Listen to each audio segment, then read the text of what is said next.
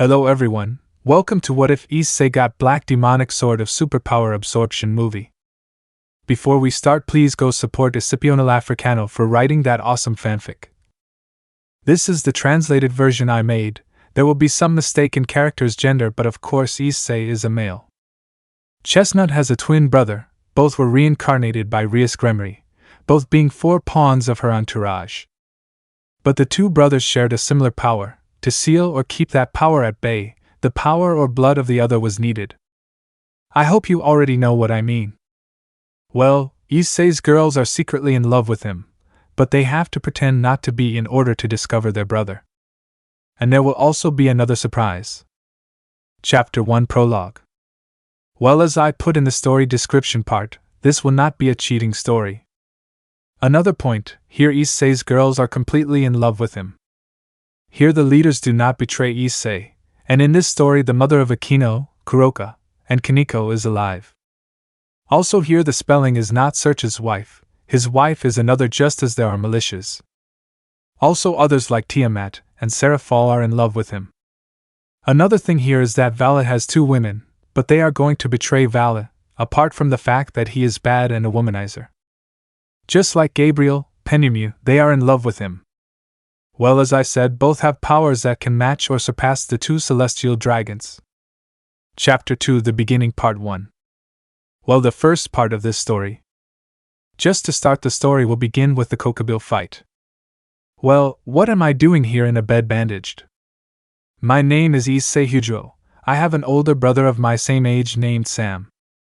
We had an incident with fallen angels. For my part 1 finished off the subject, but my brother was seriously attacked, and he no longer had the energy to continue.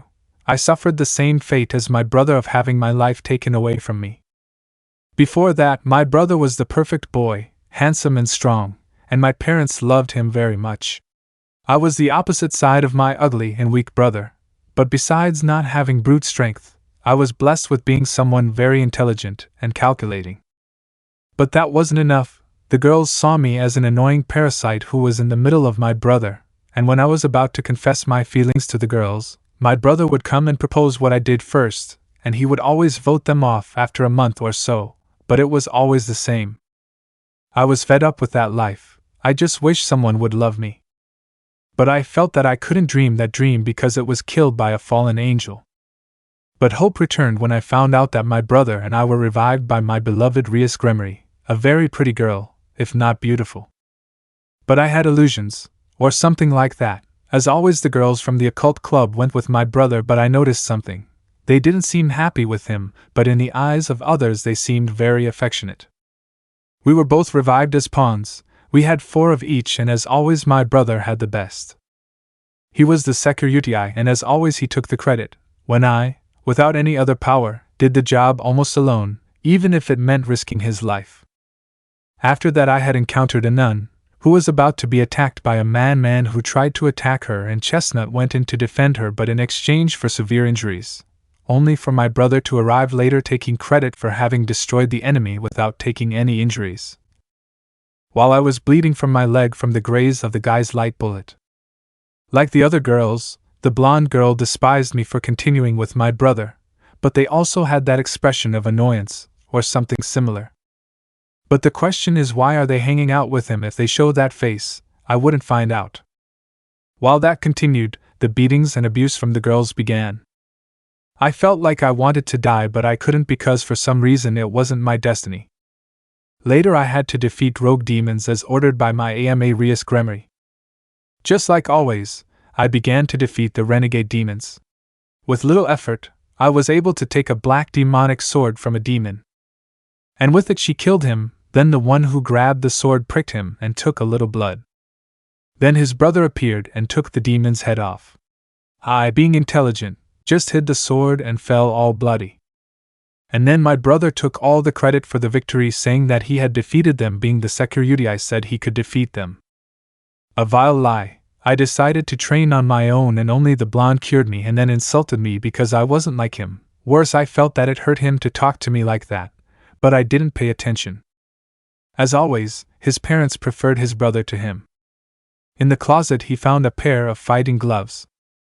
He went out in the morning to run and train every day, doing push-ups, squats, a little bit of everything. On the handrail he lifted his whole body, doing biceps and triceps exercises to strengthen his body.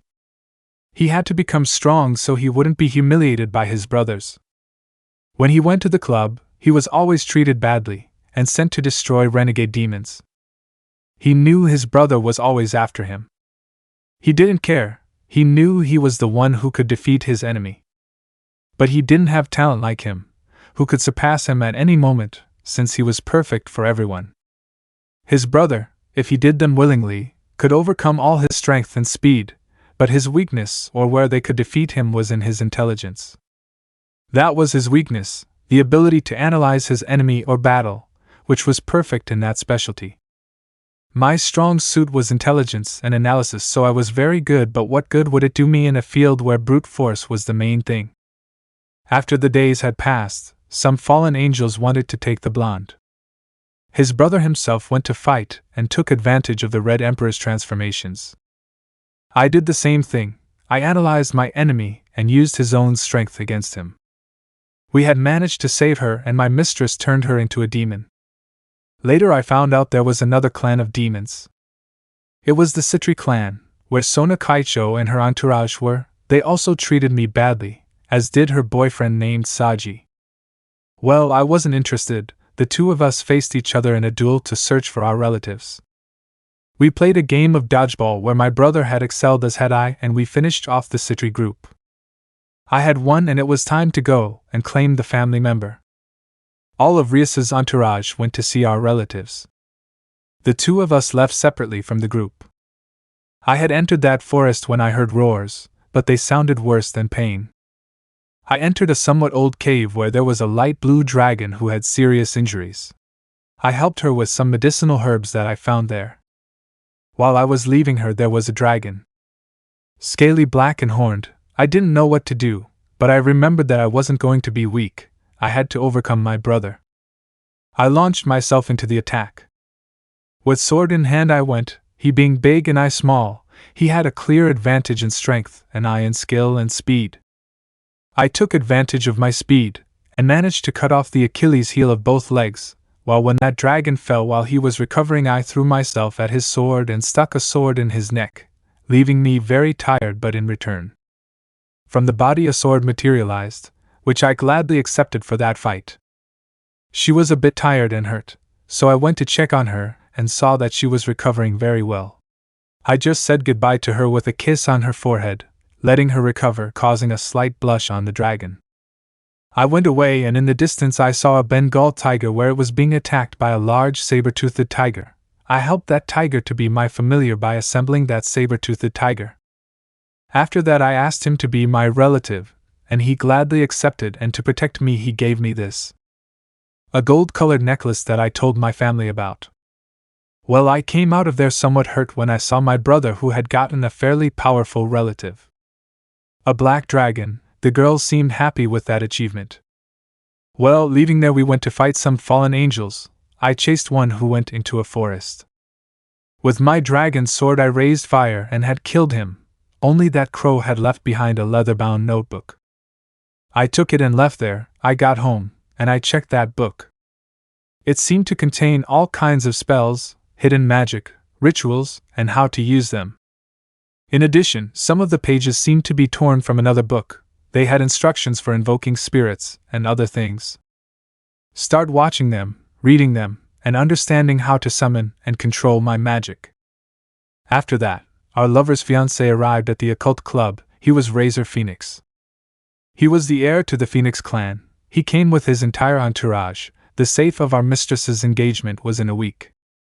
We spent that whole week training, just like always putting up with insults and hitting the girls.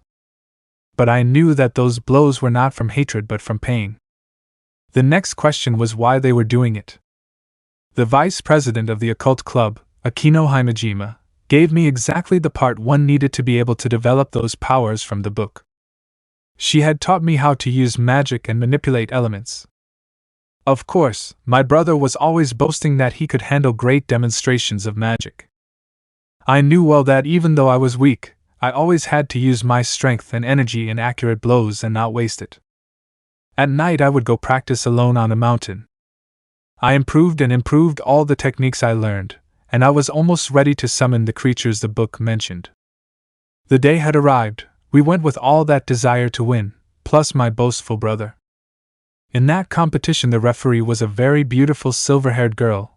Maybe if he tried hard he could get a date with her.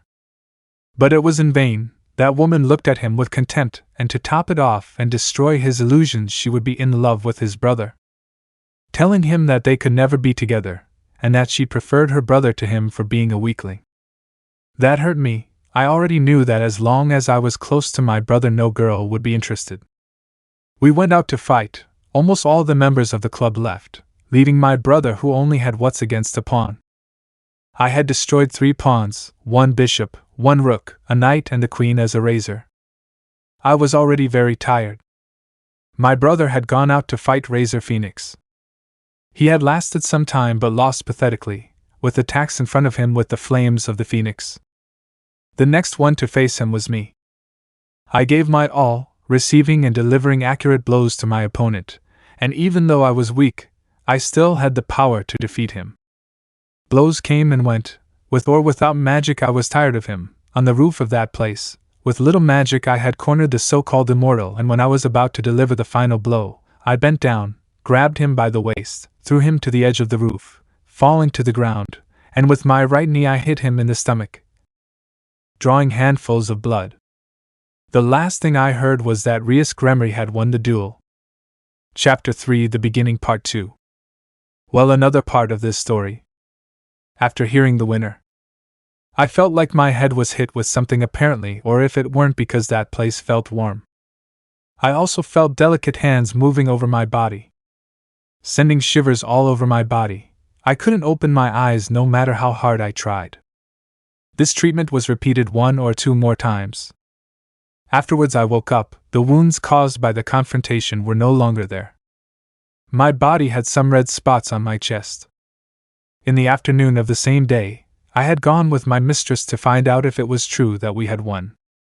She had told me yes in a serious tone, and blamed me because I had been absent for so many days. But I noticed something about that room. It was a distinctive smell. That smell was in my room. I couldn't smell much, but it was the same as the one I was smelling in that room at the club. But I didn't know where or who that smell belonged to. But oh well. As her mistress had said, she had to make contracts and eliminate renegade demons. That was that day, but for some strange reason, he felt a little, or better to say more powerful than before. It was as if his strength had multiplied, not as if it had quadrupled. Only Chestnut was unaware of the surprises that were coming his way, for which he would not be prepared. The next day we had a meeting at our house, where I had more contracts than my brother, which he disliked, but for some strange reason his face or expression looked like he was happy. At night after that day she hears him talking to someone. I don't know if it was my imagination or not, but I knew that if they told me, no one would believe them. Well, the next day we had a visit from 2 girls. Among them was my childhood friend and another girl. Apparently she hated him.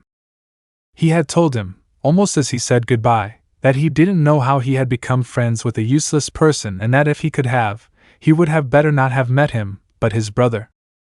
That hurt me, knowing that my friend was also against me and that she preferred my brother. They are destroying me inside. But anyway, I had to become better than her brother so I could show them what I am worth. At night I felt like someone was walking around my room. I had it important. Just like each one I couldn't lift my eyes, I could only feel, hear and smell what was around me. And it was always the same. Every night I felt like someone kissed me on the lips and then disappeared.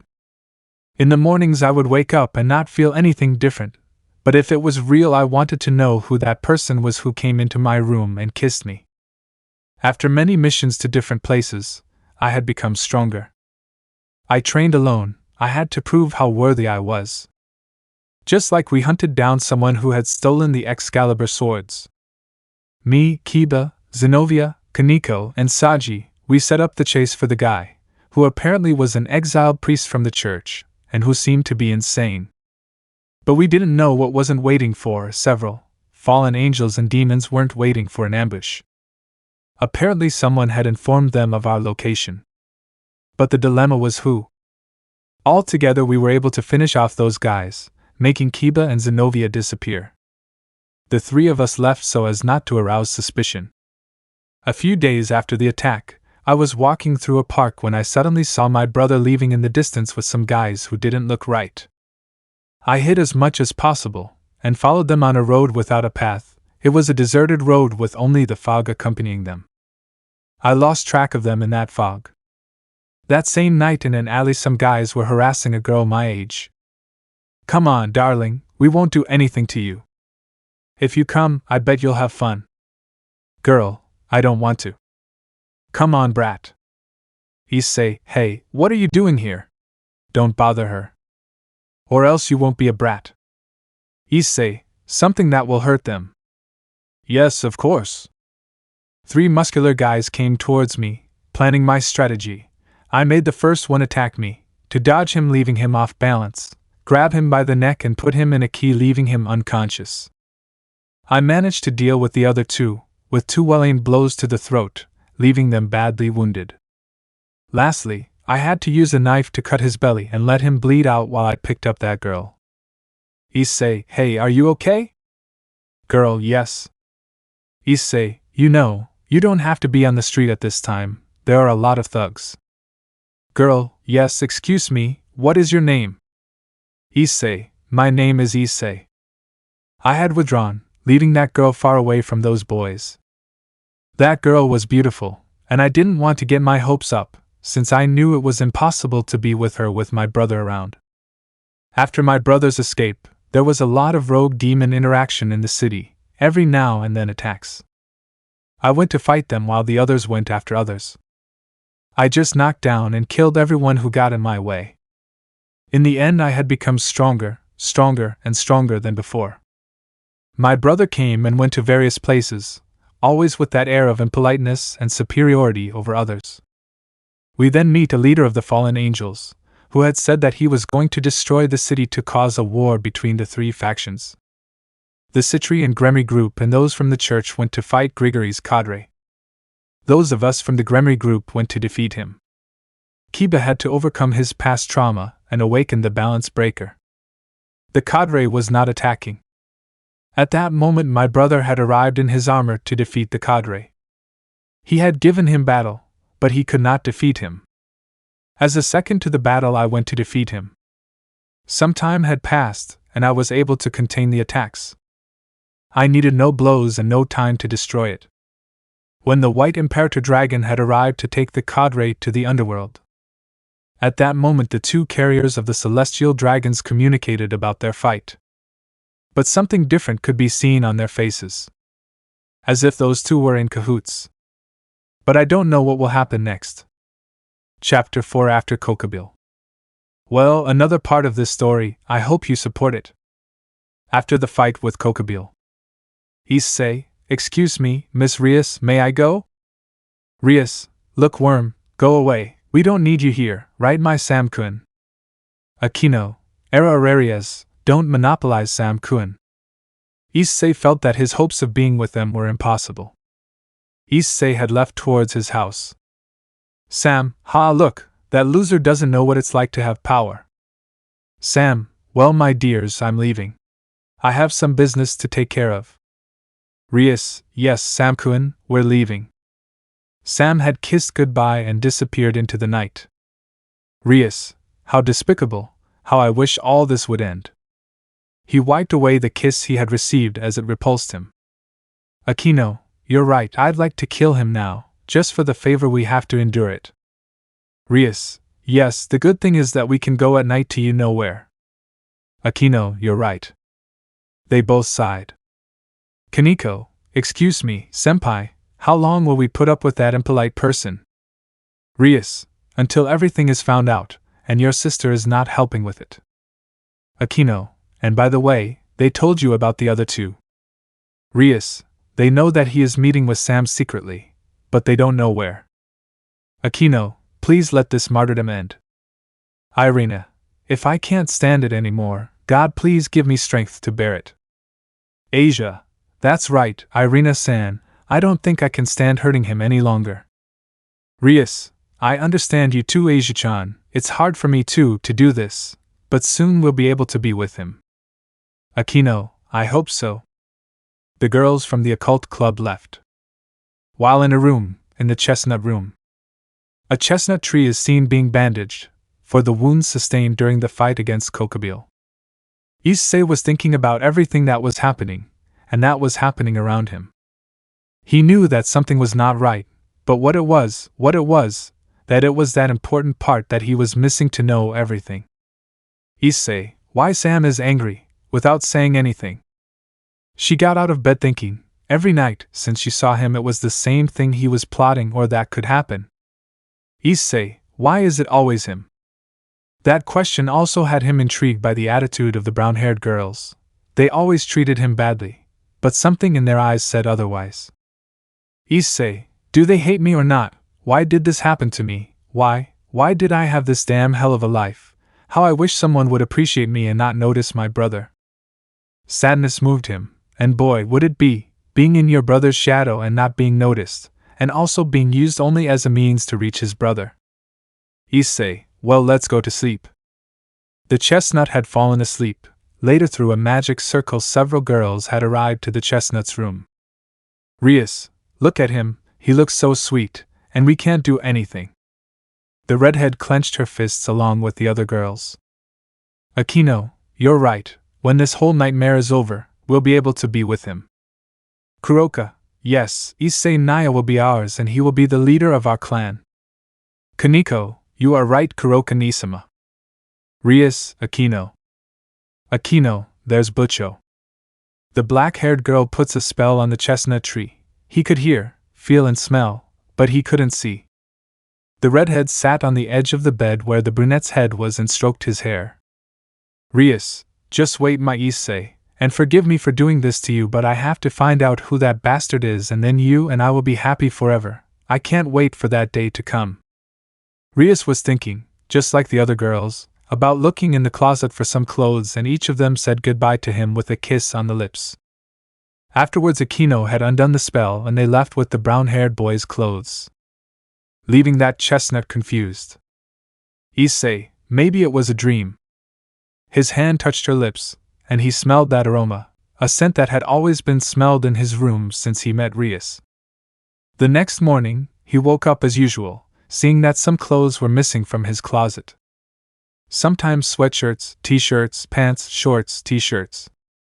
I knew something was up and someone was stealing. But who? Meanwhile, in another house.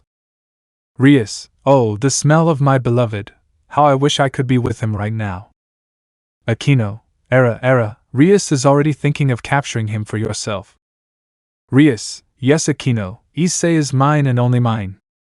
Akeno, we'll see about that, and there are also more or not those who are in love with him. Rias, yes I know, but I will be the first to be with him. Akeno, we'll find out, who knows, maybe he prefers me over you. Rias, never. Akeno, we'll see about that. While they were with their beloved's garment stolen before, but they had to return it before they realized it. The next day, morning had arrived in Kwa City. While others were resting, a brown-haired boy was training at home without waking his parents, although of course they listened or encouraged his brother to train in his. Issei, yes, if I continue like this I will be able to surpass you. With all his will he decided to continue like this and defeat his brother. Worse, every time it was the same, he finished training but something made him more powerful than before. Somewhere else. They know that with the information they have brought, we can now unmask him. Not yet, we have to be sure, and there are you-know-who's who can get it in. We know that. I know he will understand, although sometimes I feel bad for doing this, but I will make that scum rot in Tartar. I know that you are not the only one like this. I also want to finish off that scum and torture him as much as I can. Yes to him and the white one. You have to keep an eye on both of them. Yeah. That was the conversation of people who wanted to destroy the chestnut's brother, but who? Elsewhere. Hey, you know what they plan to do in the yokai's territory? Yes, but it will take a while, and we're busy with you know what. Yes, I know, but oh well, I just want to get rid of this and make the girls suffer and keep my sweet lotus flower. Me too, to be free from this and be with my two beautiful girls. In that place there was a brown-haired man and a white-haired man talking in a wooden cabin on top of a mountain. Chapter 5: The Arrival of the Notes, and a Confrontation That Decides the Future. Issei, what is this? I hope it's not one of your jokes, brother. Issei began to read the note, or letter. Letter.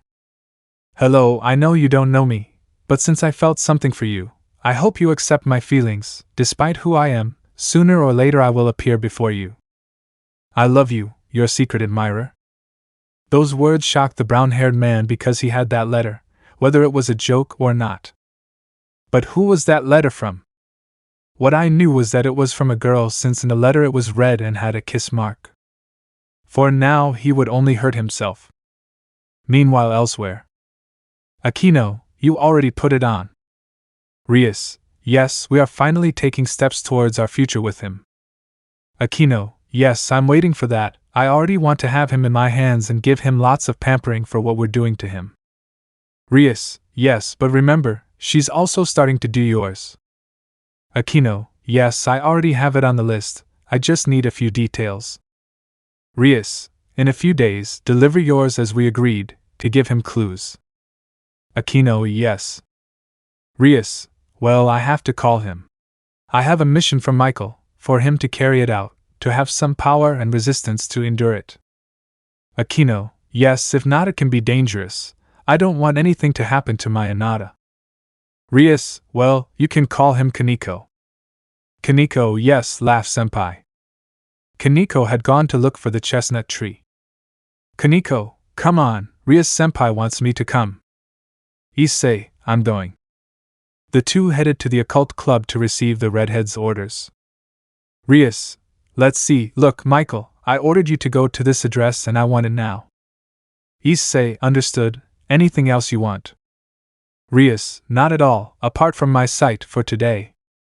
The chestnut tree had just left, and the redhead began to cry. Rias, sniff, forgive me, my Issei, sniff, I don't want to hurt you, but it won't be long before we're together, sniff. Kaneko, Rias Senpai, don't cry, right now we have to be strong to overcome and arrest that scum that he is.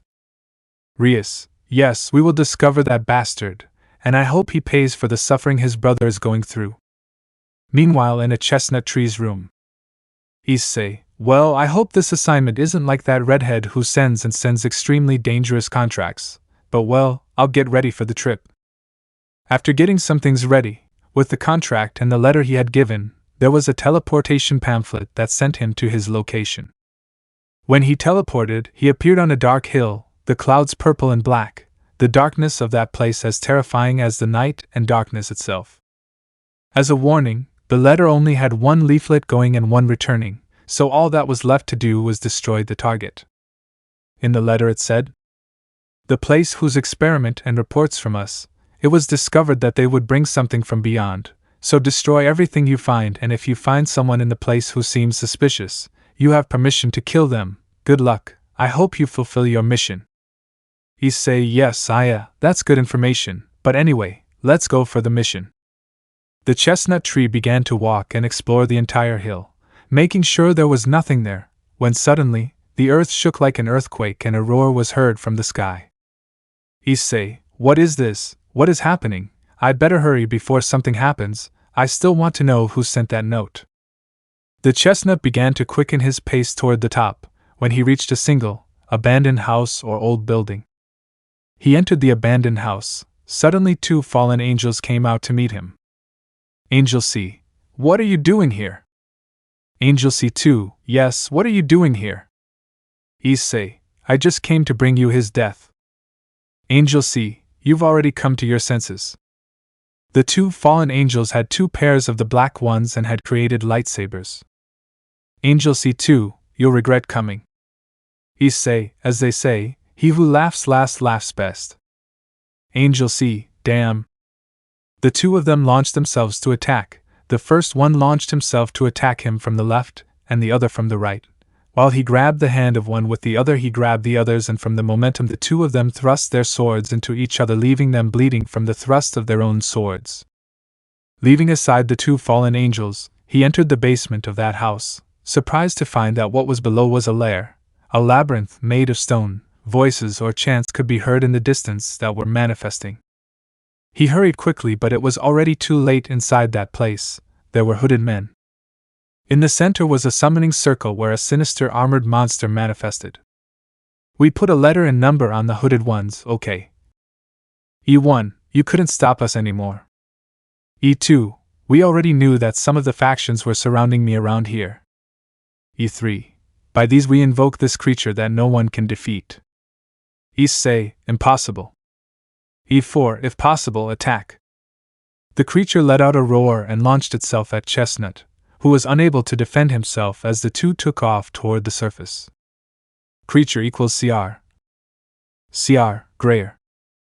Issei, that creature, I will have to destroy it here if it will not be a possible harm. E5, you won't be able to do that, it's immune to everything. E6, if our creature torments the entire supernatural world. Issei, I won't allow it. The chestnut tree started attacking him with magic poles, but nothing worked. I used the dragon sword that I had gotten in the fight with that black dragon. Issei dies. E1, you won't be able to. E2, yes, ha ha ha ha. All the hooded figures started laughing too when Chestnut was thrown by the creature. But something changed. A voice spoke. Come on, show him what you're made of. Issei, what? Just do it. Awaken all your power and make them feel that it is the power of a being superior to a god. Those words had finished being said when the sky turned red with black blood. The thirst for blood and dominion remained. The sky was bursting with energy like never before. The sky knew it was time for a powerful being to awaken. The chestnut felt strange energy flowing throughout his body. His chest tensed. He couldn't stop shaking, and around him a red and black energy covered him. Those eyes thirsting for blood. E1, what is this? Issei, the power that will destroy you. I attacked the creature again, and with a single slash of the sword I cut the creature. E4, that's impossible. E5, no one could destroy this monster except you. He had remained silent and knew that saying that could be a death, especially for the bearer who used it, but there was another like him. E6, who are you? Issei, I am the one who will bring his death. And with a lightning bolt I eliminate them. The chestnut tree had lost the form it had had. Issei, what happened? Seeing the electrocuted corpses and the bodies burst with blood, forming an immense pool of blood, and the beast had been ground, only the sword survived. Chestnut tiredly grabbed his sword and went home with the pamphlet. Meanwhile, a spy watched everything and communicated with someone. Sir, you have already woken him up. It is time to tell him, and the next phase. Chapter 6 Plan Explanations Part 1. Since Chestnut has awakened the power within him, he was being cured by some girls. Rias, apparently phase no, has already begun. Gabriel, yes, Rias-chan, it seems that phase 2 will begin. Akeno, yes, it seems so. Kaneko, I still remember when we experienced it. Rias, you're right, I still remember when I saw it for the first time. POV Rias. Well, you know why I'm cheating on this poor man who owns my heart because of his brother, a damn jerk who thinks he's all the big shots. Well, I'd better tell you the beginning of this story. Rias Gremory, the heiress of the Gremory clan, was about to marry a person who was hateful to me, disgusting, hateful, womanizer, self-centered, in short, a person who was better not to mention. That was my ex-fiancé called Razor Phoenix. I was frustrated trying to find new members for my entourage so I could escape from that forced marriage, but I didn't succeed until that day. I had sent my tower to follow 2 pairs of chestnut trees that were in a park. My rook had told me that the first chestnut had destroyed the opponent, but the second had suffered without even being able to do anything. He had arrived and he could know that the second chestnut had a power, but because he did nothing, just like the first chestnut, he defended himself just like his brother. But what I didn't know was that the 2 of them had another power that I hadn't felt. I reincarnated them both as my pawns, At first he was something I wanted for myself safe. The older brother Sam was a tall young man, with a good physique and attractive to any girl without realizing that behind him he was a sinister boy, someone that no one could trust. I was about to fall for those pretty words, those nets, when I saw the second brown-haired boy called Issei. He wasn't like his brother, but I knew he wasn't a bad boy. His words conveyed words that just by looking at him you felt a warmth. One afternoon when the Hujo brothers went to make contracts, I had a call from my brother. I didn't know why he had called me, but I attended with my entire entourage. We arrived at my house, and in the living room were my brother, and the Mao Leviathan, and my friend and rival. I had asked him why they had called me. My brother told me who my new entourage was. Well, I told him the names, but when I mentioned Sam's name he got serious. I mentioned the reason, but he told me that he and someone were trying to betray the underworld, and that inside him and his brother there was a power that could kill the gods, which was a power more powerful than the sacred gear. That impressed me, but because I said it at that moment until I understood the plan, I knew I was playing with fire, but after all this I would be with him with my beautiful pawn. My brother had told me to praise and be with Sam and despise the younger one. I already knew that our mission was to find out or see and gather information about that traitor. So some time passed when my cute pawn. Several missions where they only pretended that Sam had done all that, but in reality he was my cute pawn. How I would like to have him in my arms, hug him and pamper him, but I can't. First I had to know the information and train him before he passed test 2. Since we demons live forever, so separating for just a few months would be nothing since we will be together for life. Then we met Asia, my little sister, after she met Issei, at the madman's house. In a meeting we explained what she had to do, and then we had to go recast her. Every time we insulted them it hurt, but the satisfaction of seeing the unfortunates suffer when we torture them will be satisfying at the hand of our beloved. Well, after that came the search for relatives and the arrival of my damn ex-fiancé. I was more than angry at that moment, but it was also the important part of the plan, since my brother had communicated with the Phoenix Patriarch that his son was plotting something, so he gave us the order that we should test the Hujo brothers no matter what. After the fight where the bastard couldn't even take on a pawn, which seemed suspicious to me, and also that my dear pardon gave his all in the confrontation. Afterwards we took him to his house. Right there together with my queen we cured him, and we could feel his toned body, but that didn't matter to me. But what's inside him, his feelings and emotions. Besides that, he has shown to have quite a bit of intelligence, and I know this because the clever Sona wants to challenge him to a chess duel to make him her fiancé. I won't allow it, this isn't mine. Well, continuing, after healing him we lay down together with him, both of us on each side and using his arm as a pillow and feeling that warmth, and there we promised and swore to protect that heart and make the bastard pay with torture. How when we catch him red-handed I wish he had never hurt my fiancé. Since by defeating the fried chicken he became my fiancé. It won't be long now.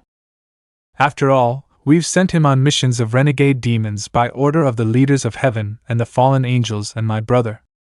Since these encounters were now becoming more frequent, and we also had as an informant on behalf of the fallen angels, the sister of my tower, Kuroka Hellcat. Since not long ago they had found the Nikomata refuge where the mother of my tower was, and Azazel knew that she had not killed her former owner for his power but to protect her sister. And we do not agree because she herself offered to spy on the second traitor of this story, the Vanishing Dragon, the White Emperor Dragon. She knew that another one would also fall, since in the comment we made with the Sekyutai, the Red Emperor Dragon, Triag.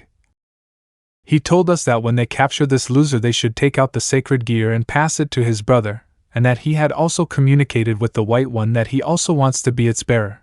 Well, yes, he will accept. And so he would be the only one who would be the bearer of the two celestial dragons, and will be so powerful, and that within him there is a power more powerful than that of the two of them, or almost equal to that of them, depending on their bearer. We had communicated that information to my brother and to Sona's sister, Seraphal Leviathan, another person in love with my Chestnut, and they had said that she already knew about it and that it wouldn't take long for her to reach that power. Although the traitor was already using it in secret and training with another person that they wanted to discover. And I asked if he could use it now. It would mean that he would come and be able to destroy the underworld. He just nodded. And then Serafal had told us that there was a chance it wouldn't happen. And what is it we said? It is that the blood of the other carrier is used against him. We didn't understand. My brother explained that the traitor had to be made to bleed and that my pawn would use his blood with the traitor's to create special chains to bind him and prevent him from releasing that power. I was a little worried that they would see my chestnut as a weapon. I told that to my brother, and he denied it. He told me that he saw the brown-haired boy as his little brother and future brother-in-law, and he didn't want to hurt him, so he came up with a plan. The plan was that when he awakened that power, he would not be able to endure it for long. So together with other leaders and allies we would train him. So you only have to act when he has awakened the power. We would confess our plan so that he wouldn't be scared and having one of his fiancées as allies to train him. Flashback. Sir Shay, yes, it is the Rias plan, and there is also a fiancé of his who wants to help train him. Rias, fiancé, she had screamed in surprise. All fiancé? Like the other girls in the group including Sarah Fall was surprised. Sir Shay, oops, it slipped out. Sarah Fall, explains Sir Shay, what a fiancé. Rias, that's how she is, like a fiancé.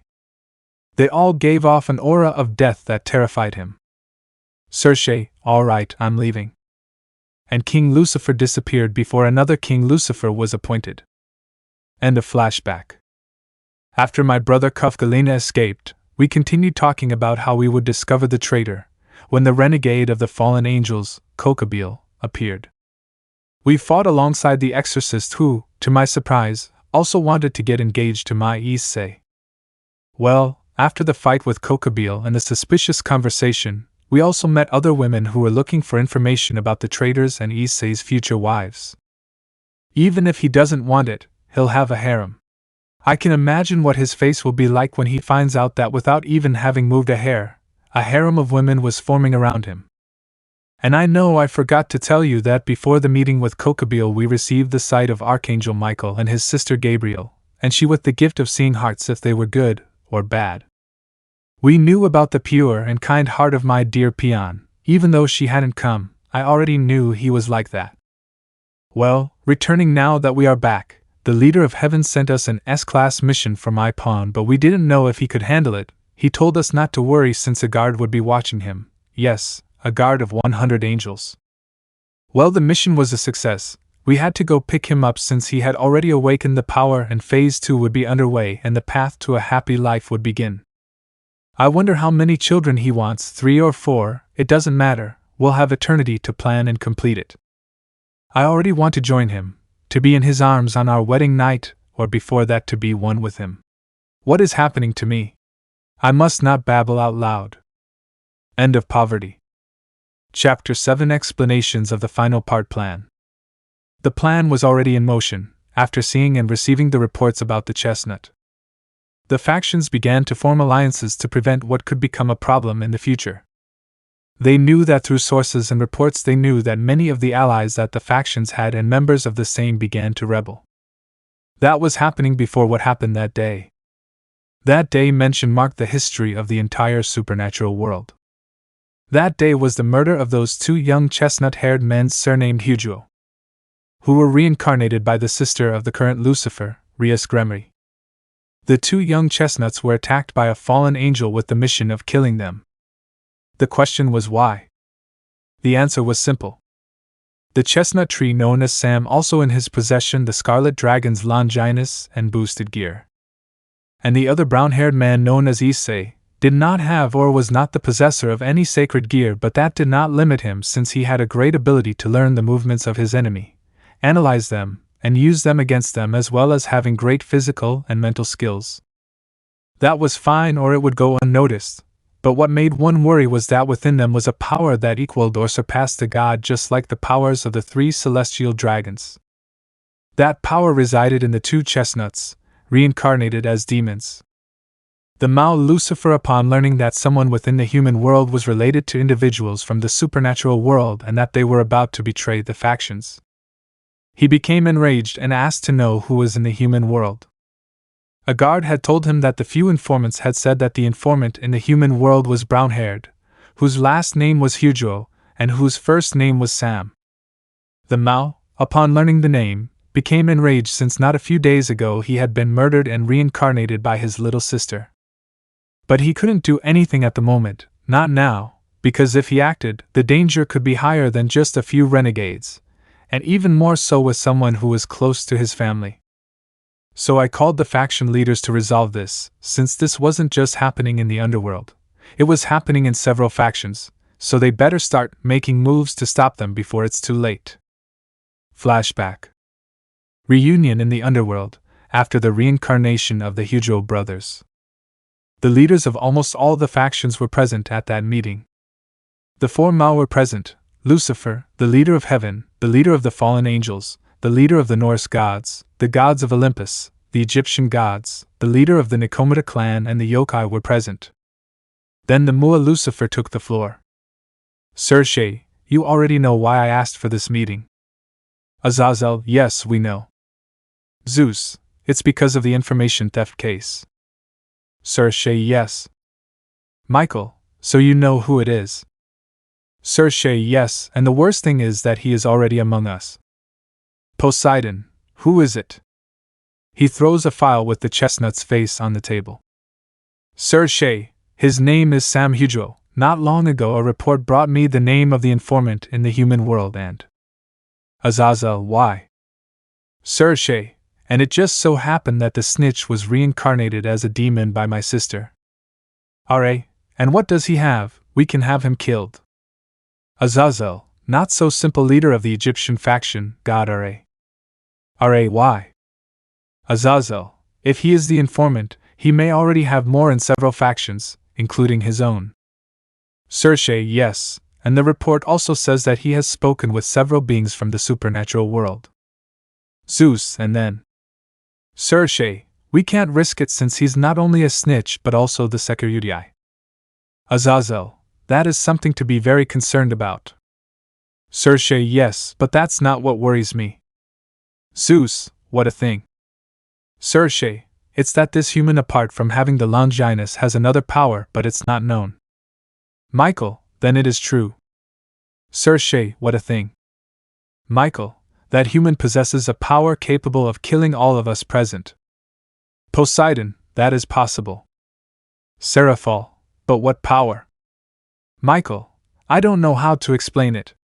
It's been a while since we heard about such a terrifying power, but why does it have to come out now?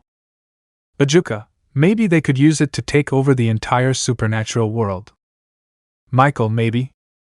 Sir Issei, we have to stop him, but how, since my sister and Seraphal's sister are with him? Azazel, if they play dirty, we can do the same. Sir Issei, why do you say that? Azazel, since we can't fight him, let's play fire with fire. Zeus, what fire refers to with fire? Azazel, as Michael said, it is a power that could kill us, and I doubt he would stop at killing his own family to get what he wants. Sir Issei, yes, he will do everything he can to get what he wants. Azazel, yes, but what if we switch roles? Ra, like? Azazel, I have met a quiet boy, who strives for what he wants, and I feel that deep down he has a thirst for revenge or something like that. Sir Issei, and that would help us. Azazel, give the boy what he wants. Ajuka, and who is he? Azazel, the name Issei Hydro sounds familiar to him. Sir Issei, don't tell me that. Azazel, yes, the snitch has a brother, and also that your sister has in her entourage the two most powerful powers we have ever known. Everyone was surprised by such a statement, but because Azazel knew the boy. Seraphal, Azazel Sama, and how he knows him. Azazel, it just so happens that he helped me with some matters, and I saw that the boy seemed to be frustrated about something. Yasaka, something. Azazel, yes, something, and that something was his brother. Michael, but what about your brothers? Azazel, during the time I knew him, he told me that he was a boy with a bad attitude, that he always stole his credits and other things that in the end are not interesting. Ra, and how does that relate to his brother? He is a traitor. Azazel, in everything, since his brother, as he told me, has betrayal in his blood, but he doesn't, I asked him if he would give anything to be able to get revenge on his brother. He would do it every day. Issei, and what did he say to you? Azazel. He thought about it for a moment. He knew that he wasn't as bad as his brother. It was noticeable since he was watching him for a while. He was a good person with the misfortune of falling into that family and having that power. Michael. Yes, from what he says it seems that it was difficult for me to live in that family. But we can do something for him and help him, right? Azazel. That's what I was getting at. Following that, I saw that he was hesitating, and I helped him a little. Issei. Yes, I imagine. Azazel. I reminded him of everything he had said, what he could do to get revenge on him, humiliate him, have him eating out of his hands, and then he thought about it and told me. Ajuka, he told you. Azazel. What if? Issei. And how would you do it at that moment? Azazel. At that point he was still human. I thought about training him a little, giving him a little magic and some other improvements to his abilities and teaching him a lesson and keeping his mouth shut. But now that he's in the supernatural, we can make a deal. Issei. What a deal?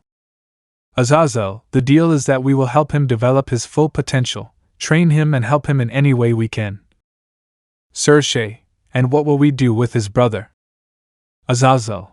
That's what I was getting at, believing the brother or pretending to help his brother so that later on there's a moment when the brother and the others can confide in each other.